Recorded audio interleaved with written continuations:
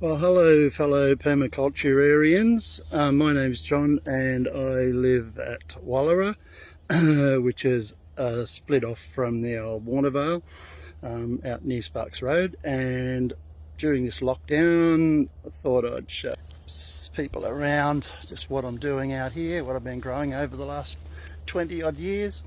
I've sort of followed Bill Mollison on and off since he started off his quest, but I thought if I can just walk around and show you what I'm doing, it might inspire some people, it may not.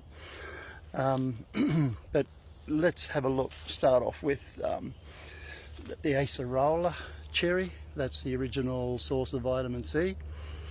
Something like 4,000 milligrams per 100 grams of fruit. I don't know, don't quote me on that, but it's very high in vitamin C. And then we come across to chocolate sapote seedling. These are beautiful. They're related to the persimmons or persimmon if you're from South Australia. Beautiful fruit. They've got like a chocolate fudge inside, but don't taste like it. You need to cut the fruit with so a little bit of cream and a drop of rum, and it's like heaven. Really nice. But anyway, we keep moving around here. I've got a few different varieties of grafted feijoas here. There's 3 different varieties. Grummy Charmer in there. It's like a tropical cherry. Beautiful sweet fruit, that one there. Some dwarf bananas. I cover them with bunch bags. A bit of area here I'm rehashing at the moment. This feral grass just taken over, and I didn't realise I had a lime tree here. It's developed by the CSIRO. It's called a desert lime, and as you can see, it is absolutely packed, and as far as I can tell, it's like this all year. It's incredible, producing little vine. Coming across to here, this is a Rio Grande cherry. I've never had any fruit off this thing at all. I think because I had 2 massive big gum trees. It was in the shade of 2 massive big gum trees, and it was threatening the house, and it was threatening the grandkids that play underneath it, so I had them cut down, which will now let a lot more as a bonus, get some more light in here. This is a Natal plum. Never had any fruit off this either. I might have had one many years ago, but now it might have a new lease of life and start giving me some fruit. Behind that is a Bunciosa or peanut butter tree. I do get a handful of fruit off this every year. The fruit sort of has the peanut butter texture, but that's as far as it goes. It doesn't taste like peanut butter.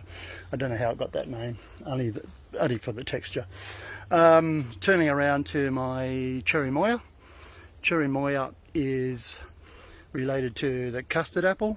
It's a offspring of a custard apple and a sugar apple, and you get the cherry moya, slightly more cold hardier than the custard apple as well.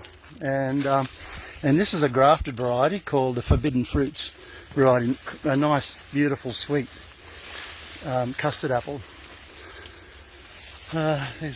There's a few, and it's self-pollinating too. You just get all these, there's just fruit everywhere on the tree, and it's over quite a long season as well. I've got to cut some more branches off to see, they're all hidden, all the fruit's hidden everywhere. This is a Paquira aquatica. It's just like a big football-sized fruit. Saba nut, I think they call that one as well. Round the corner, and we come out on the poor man's lychee, or otherwise known as a longan. They're 2 grafted varieties, and they produce a nice amount of fruit each year too. I think I picked the last of them. Yep, not many left on that one at all. And around the corner, sorry about that, I'm not a very good cinema photographer. Anyway, we'll do our best. Curry tree, everyone's got a curry tree. Of course, the golden berries. That's a weed here actually, look, it's just taken over the place. I've got to cut that down. It's getting too big. Well, it's a part of permaculture, isn't it? You keep chop and drop. And these are Asians use these. They call it a pig eggplant. They use that for like a bitter ingredient in their cooking. I use it as rootstock for a lot of Solanaceae plants. It's a very good strong rootstock, as you can see. Look at it, it's taken off. Around the corner, and we come across the Pacific taro. It's like this because we've had a really good 12 months of pretty constant rain. Actually, it's quite good. Yellow pomegranate. It's green, yellow one. It's quite an unusual one. And we keep coming around here. This is a white sapote. It's a grafted rainbow variety. Beautiful white sapote. It's really nice. And then you come across these. These are unusual. These are a native raspberry to Australia called the Atherton raspberry, and they're really sweet. You've got to let them ripen on the vine. But I bring the grandkids up here and we have fun. We go into the forest, getting lost in the forest looking for berries, and they have a ball. They really do. On the ground I've just got pepino running everywhere. It's like pepino melon, they call them, and it's just it tastes like a rock melon actually. Really nice. And I've got two varieties there. Of course, this is a yellow dragon fruit. I've got two massive big vines. Can you see that one through there? That produces minimum 50 dragon fruits a year. Every flower, it's self-pollinating. It's called the Vietnamese giant or something or other. Beautiful and sweet. Here's a tamarillo. Here's a tamarillo grafted onto a pig eggplant, as you can see. It's the scion grows a lot quicker than the rootstock.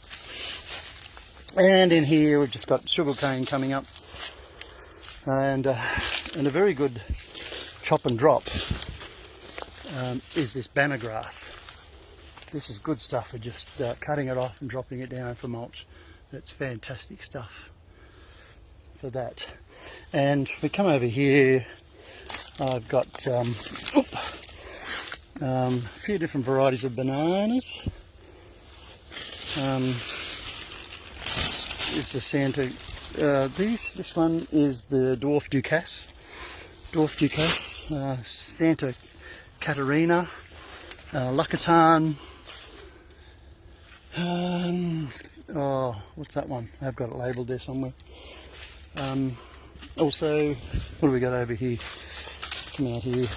We've got more bananas. So there's some cardamom there. Some more dragon fruit. I've only been in 12 months or so. So let's keep going through this way. I don't know how long these videos go for, but I'll try and keep this one short. There's an ice cream bean.